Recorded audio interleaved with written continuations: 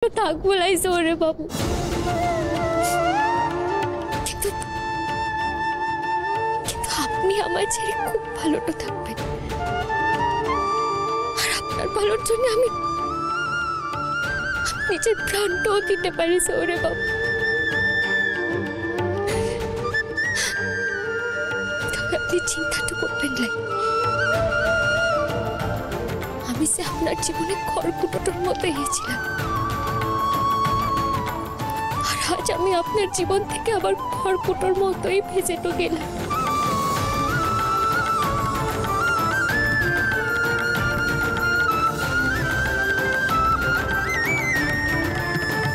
কি হলো দাদু ভাই, কিছু বলছো না যে? বীরু কোথায়?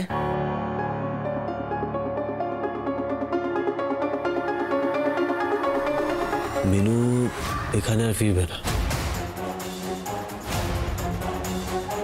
ফিরবে না? এ আবার কি কথা? মা বলো, বিনু আর আমি দুজনেই ডিভোর্স পেপারে সাইন করে দিয়েছি।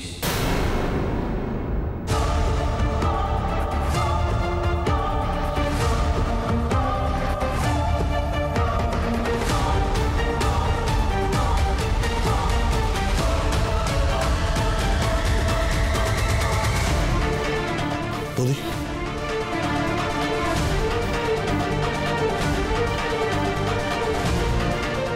এটা তো বিনুনাথের লেখা, সইটাও তো বিনুর। দেখি থাকা, দেখি দেখি।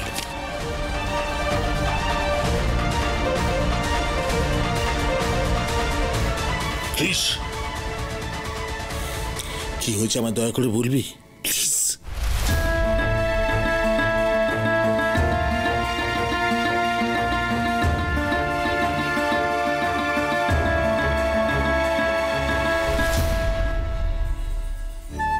সৌরে বাবুকে তো আমি মুক্তি তো দিয়ে দিয়েছি,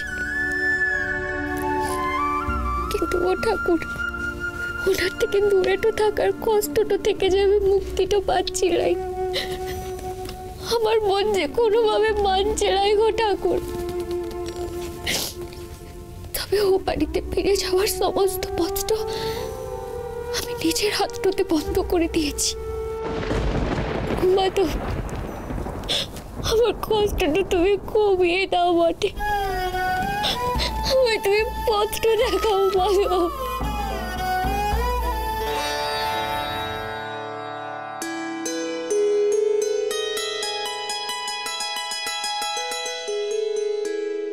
কাকাই,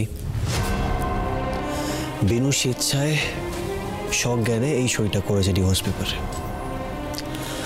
আর তোমাদের কি কি জিজ্ঞেস করা আছে আমাকে একটু বলো।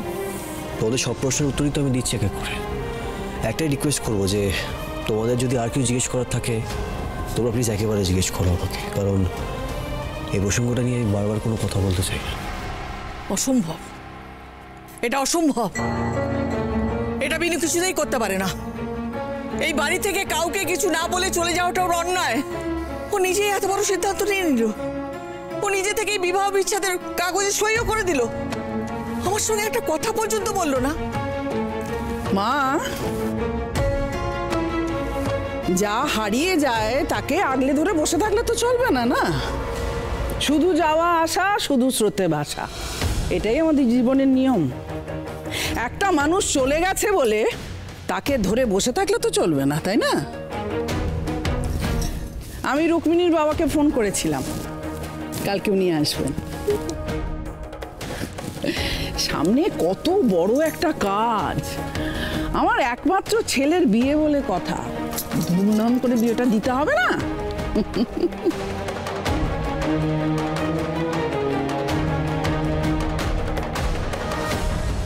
বিনু, অবিনু,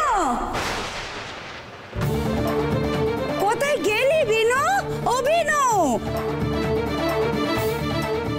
অন্য এই গাইয়াগুলোকে এখনই এখানে আসতে হলো? মাধব, মাধব তুই এখানটাতে রাস্তাটা চিনলি কি করে? তাছাড়া তুই জানলি বা কি করে যে আমি এখানটাতে আছি? আমি তো তোর থেকে দূরে কখনো থাকি না রে বিনু দিদি, তুই যেখানে থাকিস আমিও তো সেখানেই থাকি।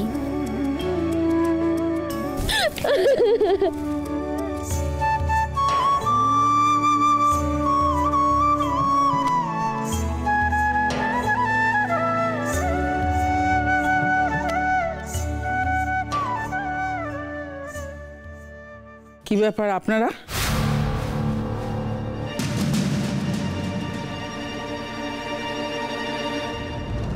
ও মা, আপনি তো দেখছি বেশ নিজের পায়ে খাড়াটো হয়ে কথা তো কইছেন।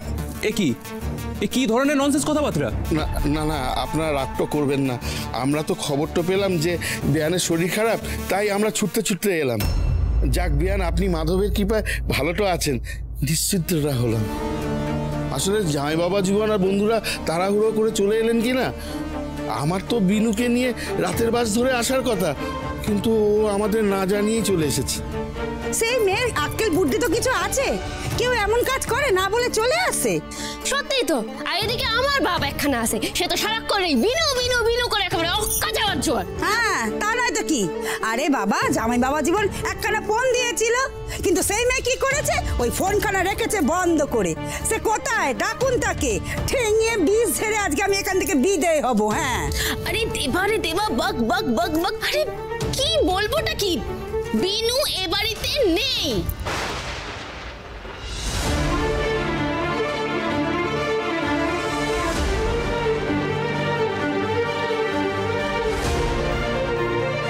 কি বলছেন কি আপনারা? বিনু নেই মানেটা কি? কোথায় গেছে বিনু? কি হলো, চুপ করে আছেন কেন? বলুন কি আশ্চর্য। আপনারা বসুন, আমি সব বলবো। দিবাকর, চন্দনা, ওনাদেরকে বসতে দাও। হ্যাঁ হ্যাঁ অবশ্যই। অমরবাবু, দিদি বসুন না, আপনারা এসেছেন। হ্যাঁ বসুন বসুন। অনেক হয়েছে। তা কি ব্যাপার বেয়ান, আমাদের এত খাতির যত্ন করছেন যে, আর আপনার ওই গলা থেকে তো মধু ঝরে ঝরে পড়ছে। এতেই বোঝা যাচ্ছে যে ডালে মাছি পড়েছে।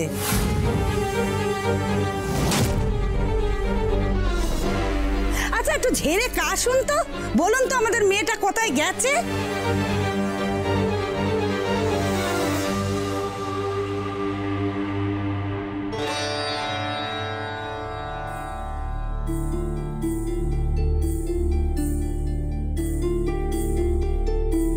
কাঁদিস না রে বিনুদি, তুই কাঁদলে যে আমার একদমই ভাল লাগে না।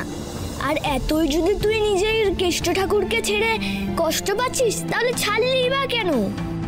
ফিরে গেলি না কেন তার কাছে? আমি তো দেখলাম শহরে বাবু তোকে নিতে এসেছিল। তুই দেখেছিলি কেন? হ্যাঁ তো দেখলাম তো, তুই তো বললি তাকে চলে যেতে। এখানে নাকি তুই খুব ভালো আছিস। কই রে, আমি তো দেখতে পাচ্ছি না। তুই তো এখানে বসে বসে কাঁদছিস।